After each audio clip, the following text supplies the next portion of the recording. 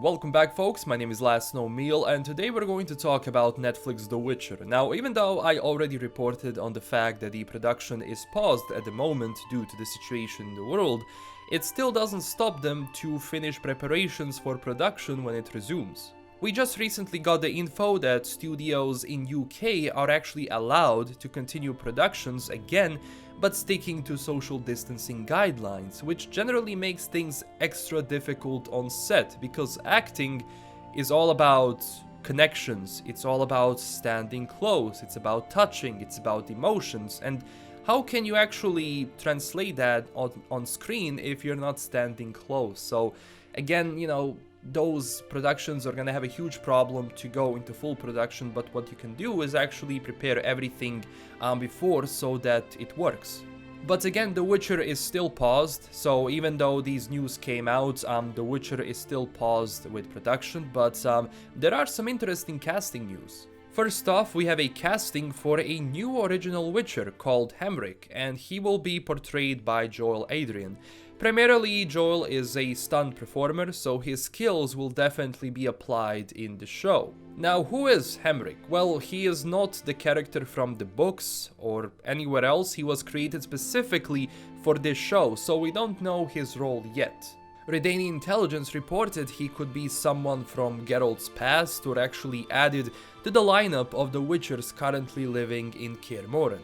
I mean, this is nothing new. You will usually have new characters that are included in adaptations, like for example, Leto of Gullett is a completely original Witcher from CDPR. He wasn't created by Andrzej Sapkowski. Then for the upcoming Witcher Beastery, we have Erland of Larvik, who is an original Witcher from Artalsorian, but a part of the CDPR Witcher universe, because Artalsorian Witcher is actually belongs to CDPR, because video games created on The Witcher and merchandise created on The Witcher belongs to CDPR. Series and animated series, that belongs to Netflix. And plus, Erland of Larvik is the founder of the Griffin Witcher School, so the lore itself expands as, things get more popular, as this work gets more adaptations.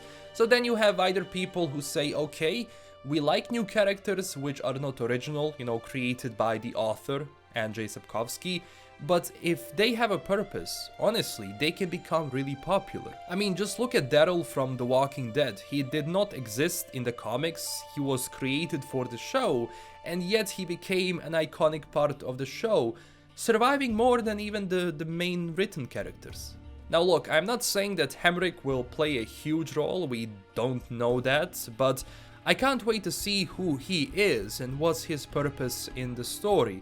Because when you have an original character which actually fits into the story, it brings something new to the table, then it's okay. And that's something I want to see. So yes, I'm actually excited. Then besides that, we have other minor casting reveals like Vernon Dobchev, who will appear in the second season as an older elven man. And besides him, we have Alina Elin as another elf. And these casting news might be connected to some pictures we have of the production before the world went to hell.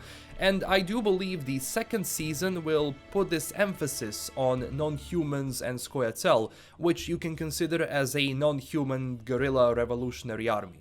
I mean, we had a tease of that in the first season when Geralt gets captured by Filavandrel, the King of Elves, and they had this exchange of how pride and hate can lead you down the path of total destruction, and that's something which is the whole premise of The Witcher, is because humans actually came to this, world, and it was actually inhabited by the non-humans, the elves, etc, etc.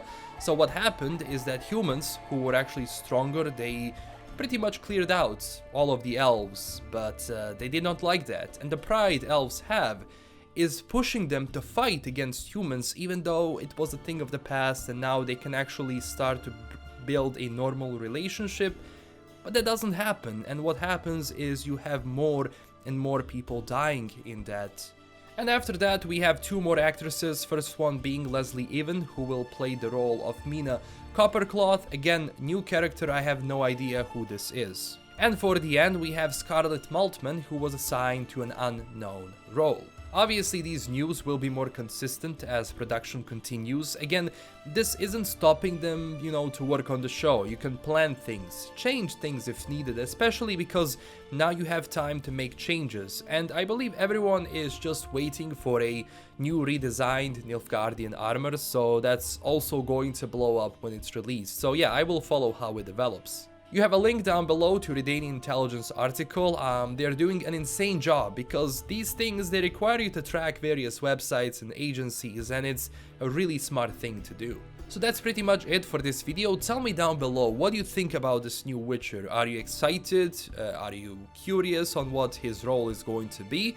And as always, click that like and subscribe button for more Netflix The Witcher news, lore and discussion videos, as well as join our growing community on Twitter and Discord.